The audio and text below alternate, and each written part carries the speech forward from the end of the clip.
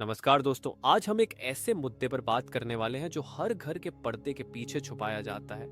यह सिर्फ एक कहानी नहीं, यह एक हकीकत है जो हर रोज हजारों औरतों और कभी-कभी पुरुषों की जिंदगी तबाह कर रही है। आज हम बात करेंगे भारत की एक डरावनी सच्चाई के बारे में, डोमेस्टिक वायलेंस। डोमेस्टिक वायलेंस का मतलब सिर्फ फिजिकल अब्यूज नहीं है, यह इमोशनल, साइकोलॉजिकल, फाइनेंशियल और सेक्सुअल वायलेंस भी हो सकता है। ये एक ऐसी समस्या है जो घर की दीवारों के अंदर ही सिमट के रह जाती है।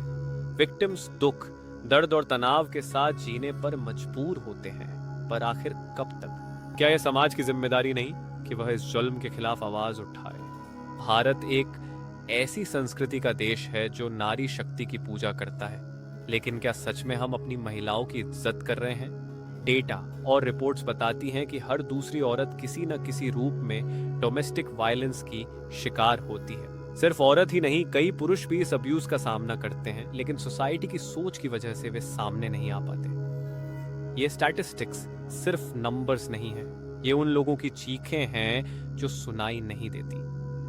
डोमेस्टिक वायलेंस के अलग अलग फॉर्म्स हैं: फिजिकल, इमोशनल, साइकोलॉजिकल, फाइनेंशियल और सेक्सुअल। हर फॉर्म अपने आप में एक मेंटल और इमोशनल ट्रॉमा का कारण बनता है। फिजिकल अब्यूज विक्टिम के बॉडी को चोट पहुंचाता है, पर इमोशनल और साइकोलॉजिकल अब्यूज उसके माइंड और सोल को तोड़ देता है। फाइनेंशियल अब्यूज एक विक्टिम की इकोनॉमिक फ्रीडम छीन लेता है और उसे एक पिंजरे में बंद कर देता है। क्या यह जीना कहलाता है? क्या यह इंडिपेंडेंस है?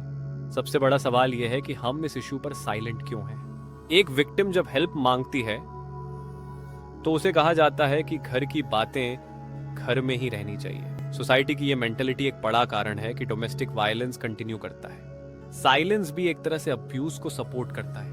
क्या हम ऐसा सपोर्ट देना चाहेंगे?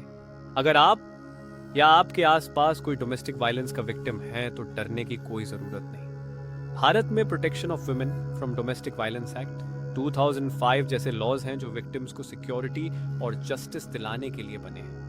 आप 181 वुमेन हेल्पलाइन या 100 डायल करके पुलिस की हेल्प ले सकते हैं।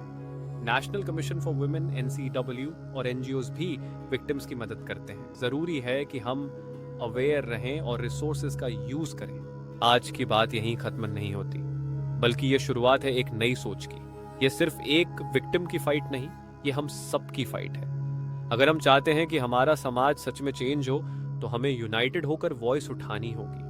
डोमेस्टिक वायलेंस को रोकना सिर्फ लॉ की ड्यूटी नहीं है, बल्कि हर इंडिविजुअल की रिस्पॉन्सिबिलिटी है।